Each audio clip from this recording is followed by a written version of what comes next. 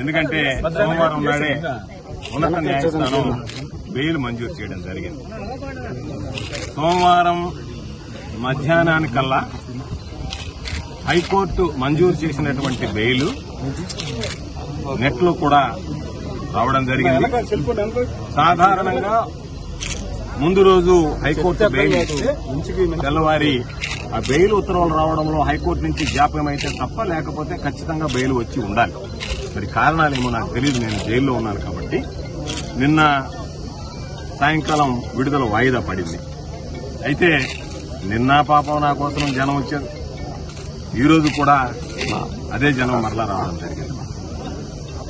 నాకున్నటువంటి ఆస్తి ఈ జిల్లా ప్రజలు, ప్రత్యేకించి సర్వేపల్లి నియోజకవర్గానికి సంబంధించినటువంటి కుటుంబాలు, తరగనటువంటి వాళ్ల ప్రేమాభిమానాలు. ఈరోజు ఈ కేసుల గురించి ఎక్కడా మాట్లాడకూడదు అనేటువంటిది హైకోర్టు విధించినటువంటి నిబంధన, షరతు. కాబట్టి ఆ షరతులకు లోబడి ఈరోజు ఈ హైకోర్టు మంజూరు చేసినటువంటి బెయిల్ విషయంలో నేను ఏది కూడా వ్యాఖ్యానించదలుచుకోలేదు. అయితే బహుశా నెల్లూరు జిల్లాకు సంబంధించి 2 సార్లు శాసనసభ్యుడిగా, ఒకసారి జిల్లా పరిషత్ చైర్మన్ గా, ఒకసారి మంత్రిగా పనిచేసినటువంటి వ్యక్తిని ఇన్ని రోజులు జైల్లో పెట్టడం అనేటువంటిది ఇది ప్రథమంగా జరిగింది. అంటే ఎక్కడ లేనటువంటి సాంప్రదాయాలని ఈరోజు కూటమి ప్రభుత్వం పరిచయం చేస్తుంది. అయితే ఈరోజు ఒక్కసారి ఆలోచన చేస్తే ఎంత బాధాకరమైనటువంటి విషయం అంటే, నాకు నవ్వాలనో ఏడవాలనో తెలియనటువంటి దుస్థితి. 6 కేసులు నా మీద సోషల్ మీడియాలో పెట్టారు.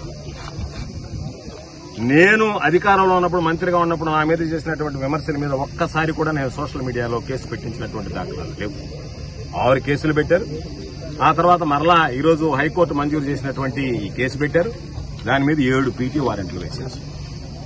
7 పీటీ వారెంట్లు ఎంత నవ్వొచ్చాయంటే, ఎప్పుడో ఎన్నికల కమిషన్ టైంలో జరిగినటువంటి లిక్కర్ కేసు. ఆ రోజు మా ప్రభుత్వం అధికారంలో లేదు. ఆ కేసు రిజిస్టర్ అయింది. కూటమి ప్రభుత్వం అధికారంలోకి వచ్చింది. ఆ రోజు కూటమి ప్రభుత్వంలో పనిచేసేటువంటి అధికారులే దాని మీద విచారణ జరిపి ఛార్జ్షీట్ ఫైల్ చేయడం జరిగింది.